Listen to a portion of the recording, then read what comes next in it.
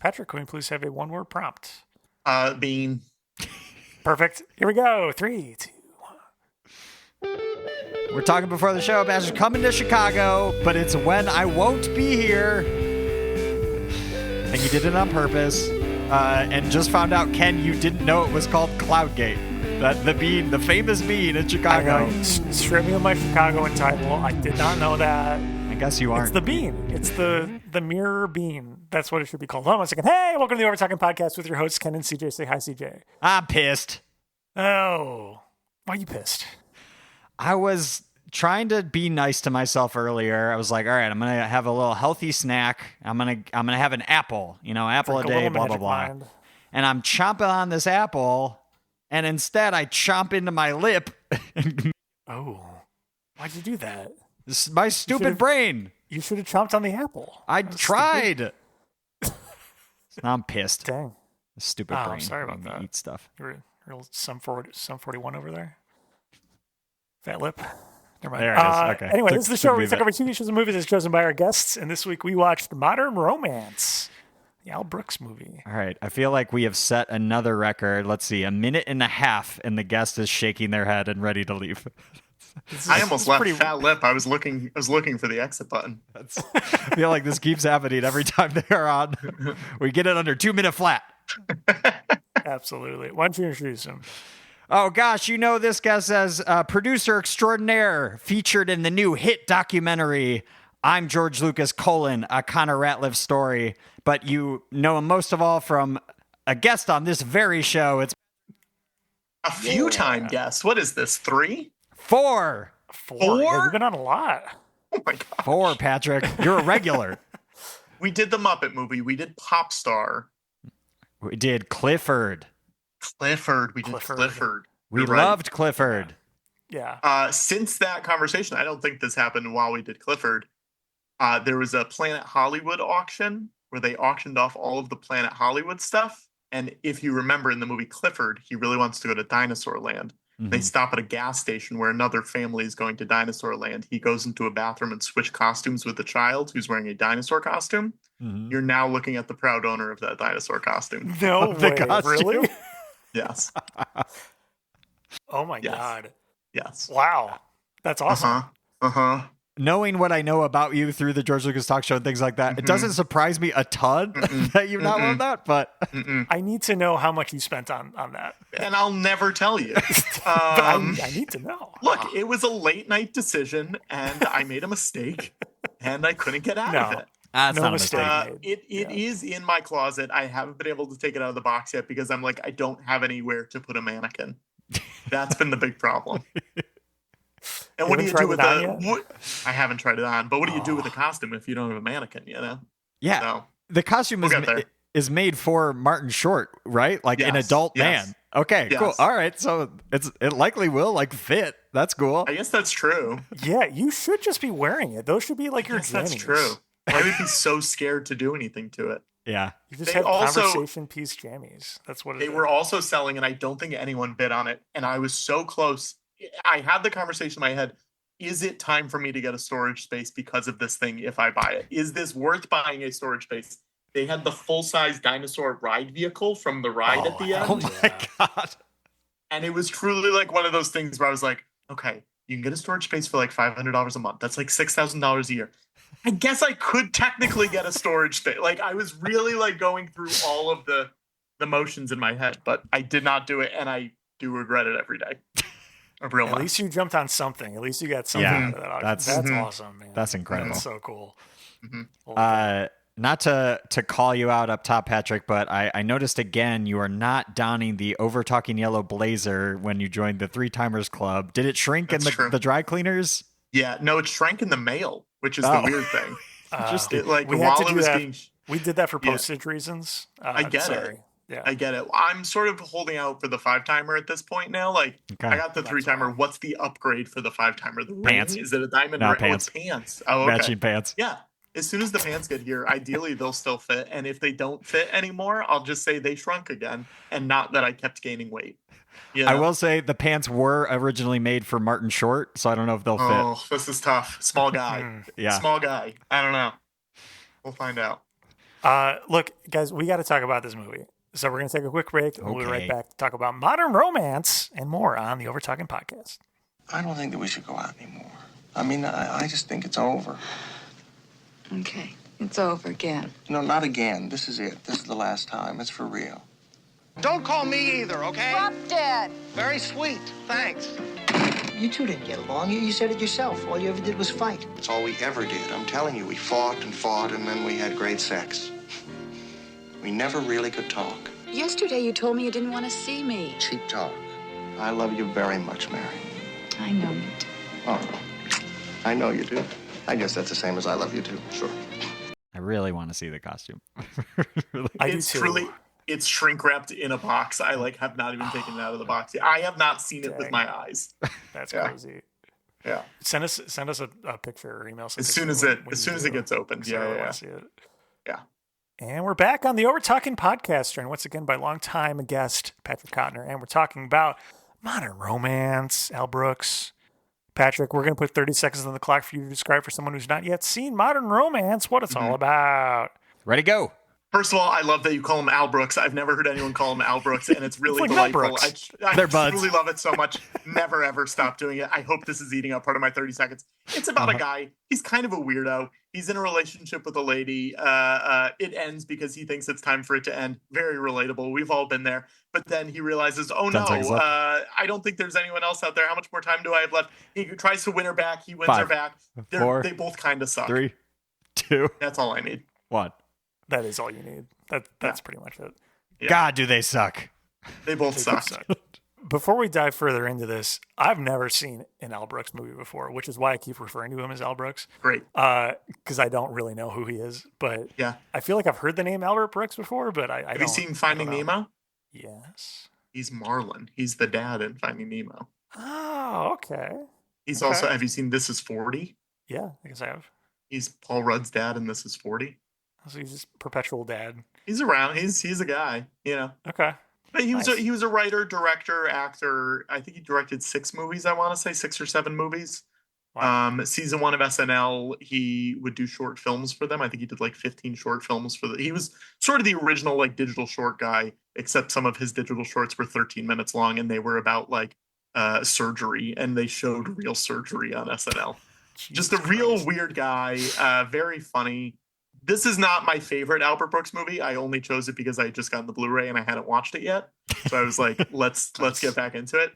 Not my favorite by any means, but it's not a movie I dislike. I don't think he has made I don't know what you guys feel about this movie. I don't think he's made a bad movie out of them. I think they are all either pretty good to great, even if you don't like him. Like, this is his persona, but I think this version of the persona is the most dialed up version of that persona, if that makes sense. You know, I think it's a very, neurotic, trouble with women, annoying a little bit kind of guy. But this is it very much to the extreme. And so much phone acting in this movie. Yeah, Oh, yeah. phones are like the 5th character in this movie. Yeah, it's crazy. I think, seen this movie once, and it was probably 15 years ago or something like that. So it was very interesting to go back and rewatch it and be like, oh, they're both annoying. I don't like either of them. Yeah. Yeah, they both are very faulted. Yes. CJ, have you seen this before or any other of his No, movies? I was going to say I have not seen any of the ones that he's like written, directed, starred in or whatever. Yeah. So yeah, but like legendary comedian, they just came out with like a documentary about him, not related to Mel Brooks at all. But Bummer. Albert Brooks is best friends with Rob Reiner. Rob Reiner's dad, Carl Reiner, was best friends with Mel Brooks. That's So true. there is a Whoa. connection still. That is a good point. Yeah. Dang. Went to high school with Rob Reiner, have been Yeah. friends since they were like 13 or something like that. And Carl Reiner is the reason that Albert Brooks like has a career, because he went on the Tonight Show and he was guest hosting the Tonight Show when Albert Brooks was a teenager. And I don't remember who the guest was, but they were like, who's the funniest person out there that you know? And he goes, my son Rob's friend, Al Brooks, or Al Einstein, because his real name Yeah. is Albert Einstein. Yeah. But when he was like 16, Carl Reiner said on the Tonight Show that he was the funniest person that he knew. Yeah. His name's Yeah. Albert Einstein? That's His his Albert real Einstein. name? Yeah. Yeah. His Do you parents get why must he have changed it? hated him. His father, Yeah. his father was a comedian in the 50s who did like a Greek character.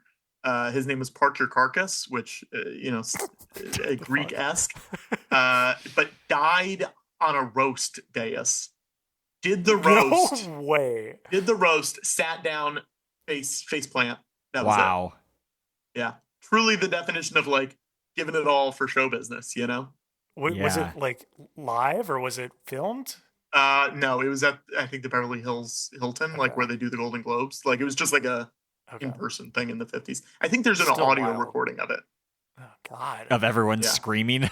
Well, they all thought it was a bit. They all thought Oh, it was yeah. like part of the joke. Oh my Wow. God. Really killed on stage. His brother is in this movie, Bob Einstein, who's the guy at the sporting goods store, who's in Curb Your Enthusiasm and so many different things. Super Dave. Super Dave. Yeah. Yeah. Okay. That's enough monologuing about Albert Brooks for you. Also, Mel Brooks, not his real last name either. There's no actual Brooks is in the comedy community. Kaminsky? Is that right? Something like that. Melvin Kaminsky? Yeah. Yeah. Less interesting. I think favorite characters in this movie are Bob Einstein, the sporting goods salesman, or the sound effects guys. He's so fun. The sound effects guy is so funny. I think that's when I laughed the most was Yes. in that scene. Yes. Yeah, it is a comedy. Technically, it is a comedy. Yeah. But I would not say it's funny for the most part. There are moments where I laughed out loud, but it's definitely not his funniest movies. I think his best movies are, they're all good, but the top three for me are Defending Your Life, which is Meryl Streep. They die. They go to a Judgment City where they get judged and decide if they're moving on to one spot or the other spot. It's great. Real Life, I love. It's his first movie, and it's about, he's a documentary filmmaker. He's playing Albert Brooks. He's playing himself, and he's doing the first reality show, and it's following a family, and it's like Charles Grodin's the dad and stuff. Look, again, Grodin, my boy, Yeah. very funny. Coming out on Criterion at the end of this month. And Lost in America is the other one, really good. It's like a road trip movie with him and his wife. And I don't want to say anything else beyond that. But those three are the top three, I think, that are Okay.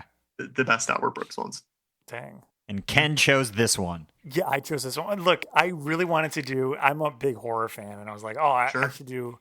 The other option was Abbott and Costello Meet Frankenstein, which I've never seen before.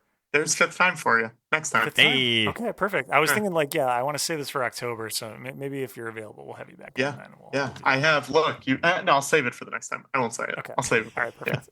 I'm excited. It's the Frankenstein costume? We'll find out. Whoa. We'll find out. From what I hear, it's not just Frankenstein in that movie, but Interesting. don't want to tip my hand too far. But yeah, we went with this one because I was like, oh, I don't know who this is, and this was the shortest option. Yeah, I got it. Yeah. Yeah. But it was good. It's not a comedy, right? So is it like a black comedy? Is that what you would describe this as? Because it's played very flat. I don't know. I think technically it is a comedy. Yeah. Wikipedia says comedy romance, which I think is like a com-rom. There's varying degrees of comedy in it. And I think I'll say this, I think once you dial into his thing, you're like, it's funny. Once you get what he is, you're like, it's funny, but it's not the comedy that I think we're used to nowadays with like jokes per minute. Yeah. There's varying degrees to what a comedy is. That's what I would say. Yeah.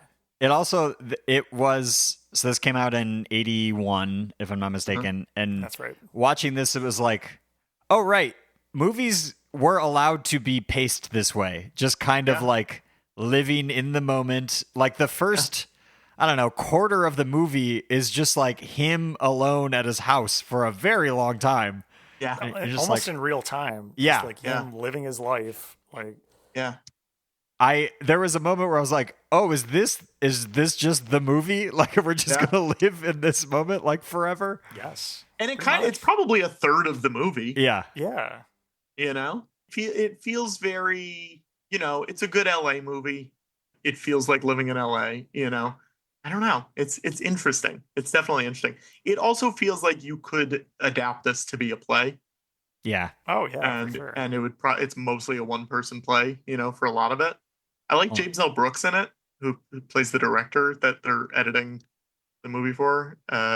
James L. Brooks, for those who don't know, created Mary Tyler Moore Show, created Taxi, created The Simpsons. Is just like a guy who, you know, has shaped television and movies, directed Terms of Endearment, just like a real like Hollywood guy. And I think he's funny in this movie. I don't know. He's not an actor, but I think he's good in it. Yeah. And he hasn't directed a movie in a while, but he's directing a movie right now where Albert Brooks plays the governor of California. Oh, So no. it's like a weird, you know, time. It all works out time wise. You A know. bit of a reunion. Yeah. Yeah. Cool. No, I think he played the director perfectly. Oh yeah. Well, yeah. Obviously, he can play that. Yeah. But to circle back to the kind of the way that the comedy is like introduced, right? Because like it starts out, it's a breakup, and it's not funny yet. Like I don't think it's supposed to be because you don't really understand who this character is. And I kind of like the way that they like very slowly introduce it to the point where then he goes then to work and he's like, oh, maybe I can work. No, I can't quite work. And it's still not quite funny yet. And then he took like 2 ludes or whatever. Quaaludes. And then slowly he starts to get, you know, more loopy. And then I think that kind of helped like introduces the comedic moments and also starts to introduce his character flaws that drive the rest of the movie. And I thought it was really ingenious how they kind of like slow played that. I don't know. That really won me over. This is one of Stanley Kubrick's favorite movies. Whoa. He called Albert Brooks after it came out, and he was basically like, "How did you do that? Like, how did you make that?" His whole thing was that he wanted to make a movie about jealousy, and he like couldn't figure out how to do it. So then he saw this movie and was like, "Well, he did it. I can't do it now," which is crazy. You know? Yeah. There can be 2 movies about jealousy, Stanley. It's okay. Yeah. Not back then. Yeah. I also was thinking, speaking of like the jealousy and stuff like that, I was like, oh, is this where they invented gaslighting? Is that where this became a thing? These characters suck so much. God. Just constantly any reasoning for a flaw. He's like, well, but I love you. It's like, yeah, that's not how that's supposed to work. Yeah. Yeah, I mean, it is one of those frustrating things where you watch it and you're like, no, don't do that. Yeah, stop it, both of you. Like, to both him Both and of them. Yes. and Yeah. his girlfriend. Oh, totally. Yeah. Yeah. Well, at least one of my favorite lines is when Albert Brooks to his girlfriend is like, I love you. And she's like, I know you do. And he's like, well, that's kind of I love you too. Yeah. Okay. Yeah, that was good. Stewing over there, be like, say it back, say it back, say it back, please. Yeah. God. Just full of character flaws. Also, okay, the people in their lives, everyone is asking Albert Brooks, oh, how is your girl? How's your girlfriend? How's Mary? How are none of them being like, that's good that you broke up. You guys suck together. You're You bad should together. be together. Well, I watched this with my girlfriend, who had, again, never seen an Albert Brooks movie either. And we were both just like, is this just what relationships were like in the 70s? You know, like everyone kind of hated each other. And it was like fine. Like that was just how it was. And I think the answer is yes. I think that's probably how it was for a lot of people. You know? Yeah. God. That was kind of, the era of the old ball and chain jokes and stuff like that. Yeah. That's just thinking like the mom calling Albert Brooks' character over and over to check on him, and then he's like, well, we broke up, and she's like, wait, what happened? He's like, no, Mom, say that's good. You should be encouraging that. Your son is a monster. You shouldn't be with... I think it's like one of those things where you're like, you're not supposed to like them. Yeah. They don't set them up in this movie to be like, no, these guys are he's a good guy. Yeah. We like them. Yeah. Like, you're obviously not supposed to be into what his problem is. Yeah. And like the one of the ways they drive that home that you're not supposed to like him is when he goes out on the date with that woman who he doesn't even really know. Yeah. He drives her around the block and then just puts her back at home. He's like, actually, I don't think I'm ready to date yet. Sorry. That was a good bit that they eventually he just takes her right back home. But I also really loved that, like, he sort of acknowledges to her, like, okay, I'm going to be honest. At first, I didn't remember you, but now I do remember you. This is going to be great. Let's go on the date. And they get in the car and they drive away. And they just drive in silence for a the long entire time. Yeah. Oh man. My girlfriend and I did find that building while we were Googling it. We were like, where is this? And it's near her old apartment in West Hollywood. We were like, got it. Boom, here it is. We like typed in the number on the building and just typed in Los Angeles. And we're like, there's only going to be like 6 8260s or whatever the number was in LA. And it was still there. It looks the same. Nice. Great. Yeah. Wow. My friends and I went on a Ferris Bueller's Day Off kind of field trip, being in the Chicago suburbs. Yeah, that's great. Saw the house where the car flies out of the window into the creek. Yeah. Saw the creek. Yeah. Saw the water tower. I was one of those friends, CJ. You can That's right. Ken and I, my friends. CJ sounds embarrassed that Ken was there. That's just the vibe I'm getting. I don't know. But that was really cool. Water tower, unfortunately, is not still painted. Say Ferris. Feel like they should have just left that. Why would they not forever. do that? Yeah. Yeah. And the high school is the same one from Breakfast Club. That's right. Yeah. Weird stuff. Anyways, we're not watching Ferris Bueller today. Oh. No, we're not watching Ferris Bueller. We're watching Modern Romance. And I have a couple questions for you guys. So if you're ready, I think it's time for... Hey, did you know that? That's right. For new listeners, this is the trivia portion of our show where we pit our guest and CJ head-to-head to see who knows the most about what we watched. Patrick, CJ, are you two ready? I know who's going to win this. I'm going to get ready. smoked. Yeah, Patrick's already said a couple of these things, so this is going to be pretty quick. Ask him again. No, See who they're already gets gone. They're already gone. You alluded to this earlier, but there's a little bit more to the story. After viewing this movie, Stanley Kubrick called Al Brooks, saying he also had an idea for a movie about jealousy. What 1999 film did that end up being? I mean, CJ, I'll let you do this if you want to try. From Stanley Kubrick? Yeah. God, I have no idea when his movies came out. Eyes Wide Shut. Yeah, that's right. Yeah. Eyes Wide Shut is correct. 1999. So, it took him a while to kind of couldn't crack it out. Two decades to mull it over. And then he died. So good job, Stanley. That killed him. He's like, I've completed my work. I've surpassed Albert Brooks. Nothing left to live for. Mm-hmm. All right, next question. There's a short text epilogue at the end of the movie, kind of explaining that Robert and Mary got married and then divorced, and then they're going to get married again. One of the best parts. Fit very perfectly. First person to shout it out gets the point, but how long were Robert and Mary married for? Ooh. 3 months? I was going to say 3 weeks, but I feel like it's a 3. Neither of us got it? No, it was 1 month. Oh, it was a month? Okay. Closest without going over. Closest without going over. Either way. Yeah, Patrick is the point. God. Okay. That's it for the interesting questions. It's time for the Rotten Tomatoes Tomato Meter score in percentage. Closest without going over. Patrick, since you're in the lead, you will go first to give CJ the slight edge, although it doesn't really matter, does it? I'm going to say 78. Okay. I think higher, so I'll say 79. Ooh, CJ, you eked it out. That was very good. Got a very big smart. eye roll for Patrick. Smart boy. 83% is the correct Close. score. Good guess. But it doesn't matter. Patrick's our winner. Short and sweet. Congratulations. Thank you. Were there questions you had to throw out? Because we already talked about them? Yeah, I've already forgotten what they were. But there was a couple. Just for fun, what do you think the letterbox score was for this? So this is more recent, real users. It's out of 5. Now, film nerds are Albert Brooks nerds. That's my thing. It's like if you're on Letterboxd, I feel like you're an Albert Brooks person. I'm gonna say 4.2.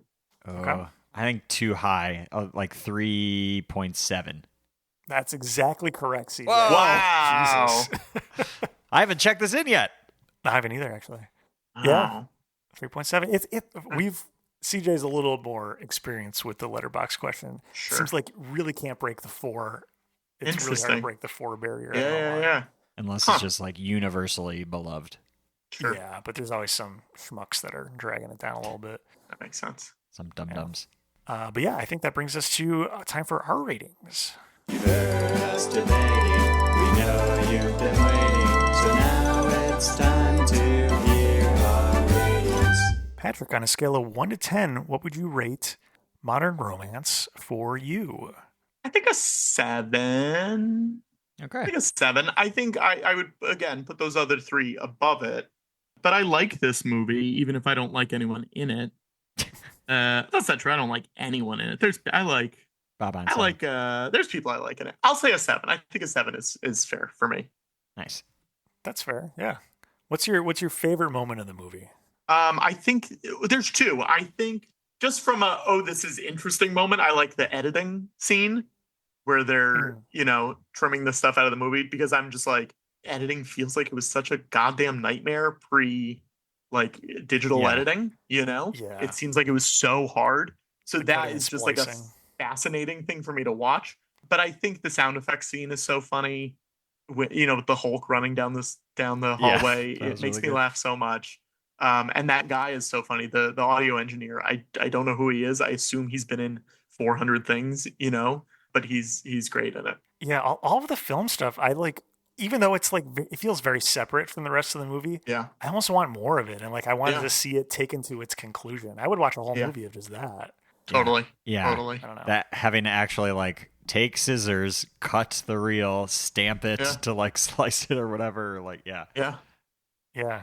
And he did it with such a like, clearly I've edited before kind of methodicalism that was incredible. I don't know. I've never seen that done before. Well, he probably did edit some of his earlier movie. You know what I mean? So he probably is like, I do know how to do this. Yeah. I can realistically play it, And I really did like the director's reaction of like, see, look, we've like made it so much better. He's like, yeah, that's good. I like it before. Change it back.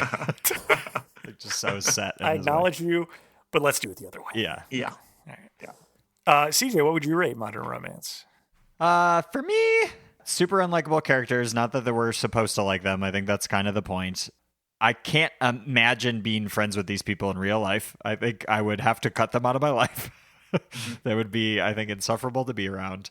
It is, I feel slow at times, but I think that's kind of a product of what movies were allowed to be and used to be. I feel like we just don't get that too many these days, so my attention span has shifted. But some funny parts. I think like a 6 overall. Like, not bad. It does make me want to watch, was it Real Life, the documentary? That one I've heard about, and that really intrigues me. Like him kind of doing the like mockumentary thing before that took off. Or 6. That is interesting. Okay, nice. For me, I think I'm going to split the difference. I'm going to go 6.5. Nice.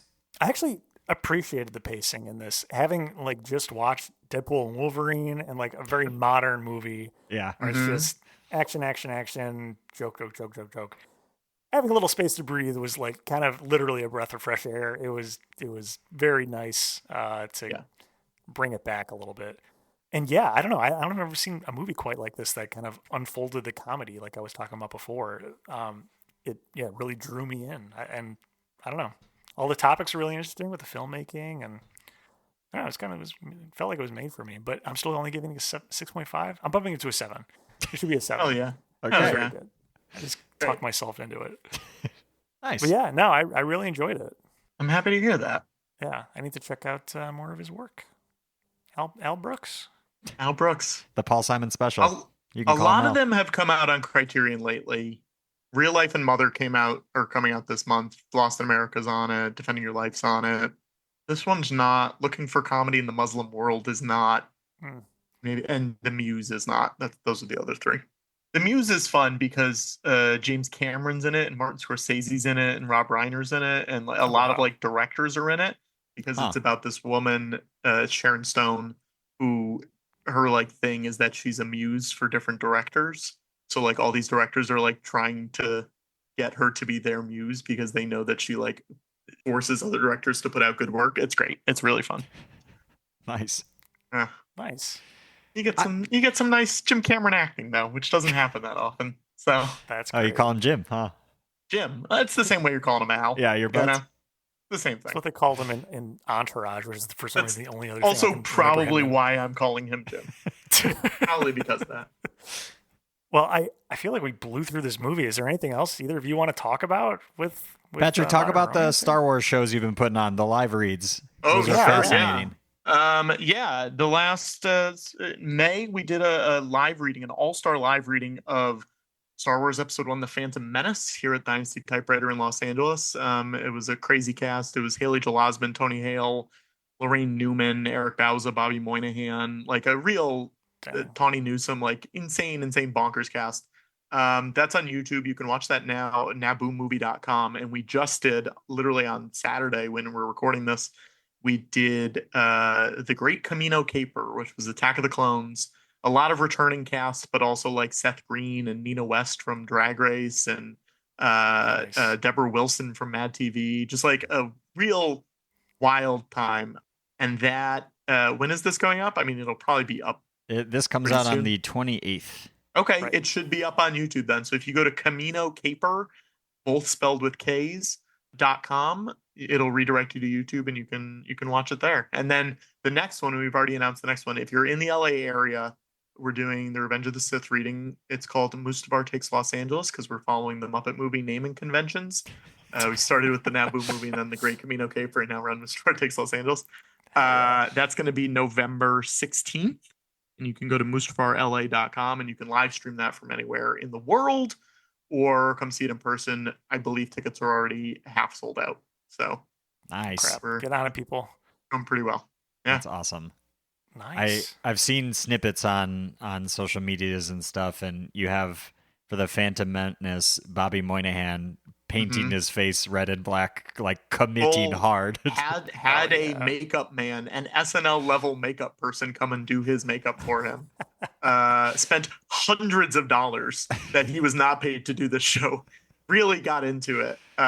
It's crazy. It's one of the most fun things I've ever done, if not the most fun thing.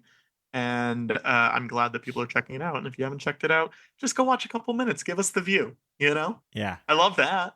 Hit the like button. Yeah, hit the like, hit the subscribe, do all that stuff you got to do. But yeah, I assume we're going to be doing those for the next 2 years. Probably we've got 7 more to do at least. So a lot of material. Be there a while. Yeah. Is this what you, like, young Patrick thought you would be doing as an adult? That's a like. great I mean, question. it feels so right. Yeah. You know, it's not something that pays the rent, but it is something where I'm like, yeah, this tracks. Okay. He's forcing famous actors to fulfill his Star Wars fantasies. Yeah, that tracks. That sounds right. Yeah. It is. I mean, the most fun ones are the people who have no idea what the fuck these movies are, you know, and they're like reading it and they're like, what is this? What is happening? Yeah. They're cloners. Okay. You know, it's just like, it's a lot of people being like, I don't know what I'm saying, but you know, it's been interesting because there's some lines, especially in the Phantom Menace one, where you watch Phantom Menace and you're like, this line, it doesn't work. Like, it's not a good line. I wish they'd rewritten it. And then someone did it in our reading and you go, well, the line does work. It's just the way that you say the line changes it. And that was kind of fascinating to be like, oh, some of these problems I had with that movie are not script problems. Like, they are purely either directional or just like the way you did your line reading that one time. So that was interesting to me. It's very fun though. Eric Bauza, who does a lot of the Looney Tunes voices now, he's like one of the big voice guys. He did Jar Jar as if Daffy Duck was doing the table read. Oh my God. And it works so well. You're like, oh, Jar Jar's a Looney Tune. Yeah. That makes sense, you know? To be fair, anything's an improvement over original Jar Jar. But no, I disagree. But this also worked. This is another take. As someone who just saw Deadpool and Wolverine, there can be variance. It's okay for variance to exist. For sure. Don't banish Jar Jar to the void. Yeah. You know? It's fun though. People should check it out. Ahmed Best, is that his name? The actor? Yeah. Just a very cool guy. The guy who plays Jar Jar Binks. Just a I cool tried to dude. get him for this, and he was out of town and was truly very disappointed. And I was like, oh, someday we'll get him. Yeah, he did the George Lucas talk show and was great on it. Yeah. He's just a very cool guy who he fit right in. I hope gets more, opportunities to do things. And are you still involved with ASSSCAT? Yep, still doing ASSSSCAT every Sunday at UCB. Might be streaming soon. People might be able to watch that places. Oh, yes, please. I don't know. We'll see. But yeah, every Sunday night in LA, I produce and book that show, and it's very fun and a cool. I get a lot of cool, weird people to do it, which is interesting to me. You know, yeah. More so than just like here's a stand-up that you see on 27 other shows. I'm like, for this weekend, for example, no, here's the female lead of Wet Hot American Summer, Marguerite Moreau. You know, like people like that are very interesting to me. and that's who's doing it this week. And I'm very excited to Hell see yeah. her and what she does with it. So That's fun. awesome. Yeah, That's a lot of stuff. Too much stuff going on, you know. I'm so Yeah. envious of that. It's fun. Please live stream. I will be one of the people watching it if that happens. Keep an eye out. Keep an Okay. eye out. Sweet. Yeah. Anything else you want to plug here? I don't know, Twitter at Patrick Cotnoir, Instagram at Cotnoir, Cotnoir. PatrickCotnoir.com is my website. It's got pretty much everything that I'm working on. I don't know. Just keep an eye on the socials. I'll say this. Haven't been announced yet, but I'll say there's a show, a George Lucas talk show in New York, late October, in New Jersey, early November, in Chicago, late October, maybe some other stuff coming up. But if you live in those areas, keep an eye out and tickets will be up soon. Perfect. Go see it Yeah. so that I can Yeah. live vicariously through somebody because I will be out of town, unfortunately. I will be in Japan. Oh, next time. Across the That's world. pretty cool, though. Yeah. Yeah. Cool, though. Well, Steve, what do we got? You can follow us on all of the things at Overtalking Pod. Go to our website, overtalkingpod.party. You can type in the word Patrick, find his previous episodes, email us at overtalkingpod@gmail.com, or call or text the show at USACAT 1591. Just go to Google and type in the word Patrick. See what happens. Yeah. Yeah. That's all you have to do. If our SEO is working, it'll be the first one. Yep. Oh, it's for sure working. Yeah. Oh, I hate this. You type in Patrick on Google, the first result is Patrick Starr's Wikipedia page. I knew it was going to be Patrick Star. That's where my head went Oh. immediately. I You mean, got to work on that. yeah, I can't You gotta blame work him. on that. Can't believe Good that. thumbs up. He's beloved. Mhm. Hopefully this isn't weird for Patrick anymore, but oh no, they're here. The Overtalking Overlords have arrived. They're our ghastly otherworldly landlords who show up at the end of every episode to remind me to remind you. Have I cut this out of previous episodes that you were in, Patrick? You seem I don't know if surprised. I've ever heard this. I probably Keep was too going. embarrassed to do it previously because it You fits gotta with do it. nothing. It's just a You got to weird do thing. it. And you know what? they're You here to gotta remind do me. it. You got to do it twice this time. I want to hear it twice. Go ahead. Do a clean Absolutely not. read. They're here to remind me to remind you if you like the show, please go on Apple Podcasts and Spotify and rate and review. Reviews are what help people find this podcast. Also, we spend no money in advertising. So if you like the show, please tell a friend and spread the word. We'd really appreciate it. Thank you. Thank you. It's just a weird segue into that. I don't know. We've Yeah, been doing it since the beginning. It's really weird. Do what you gotta do. They force us to do this do what I show. do. I mean, our hands are tied. I can't, it is what it is. That's right. We signed to leave some blood. Yep. Oh, It's a whole also thing. the documentary. I should plug the documentary, right? I thought you might. Yeah. Yeah, it's a documentary about the George Lucas talk show, but also about Connor Ratliff, the performer who plays George. It's about his life and his very weird, entertainment career trajectory. It's on VOD now. You can watch it on Apple, Amazon, I think, any of those places. You go to I'mGeorgeLucas.com and check it out. And then hopefully, ideally, working on a Blu-ray, hoping it comes soon. Because the goal is to make it overpacked for what the level of the movie is. The goal is to put so much stuff on it that you're like, Yeah. it's silly how much stuff is on this movie's Blu-ray. You know? Hell So yeah. keep an eye out for that. I've watched the documentary, loved it. Everyone should Okay, check it thank you. out. Yeah, I'll be Uh, watching it soon. I'm excited. I've mentioned it before, but I'll say it again. I fell in love with the George Lucas talk show, especially during the pandemic. Was really something I looked forward to every time it was on. It was like getting to hang out with some friends who've never met me, but that kind of parasocial relationship that all of us love. Mhm. I'm a big fan. I love it. Thank you. Absolutely. Well, I think that's brings us to the end here. So, as we always say at the end of every episode, You can call me out. bye. Bye. This episode of the Overtalking Podcast was produced by Ken and CJ, edited by CJ. This week's special guest was Patrick Cotnoir from the George Lucas Talk Show. Music by Justin Peters. Logo by Nate Richards. Check out Nate's work on Instagram at Nate Richards Designs. What was that? The Paul Simon special. You were calling him Al the entire time. Oh, okay. Ken, we got to get you out more, buddy. Man, I gotta get more cultured. I know. Dang.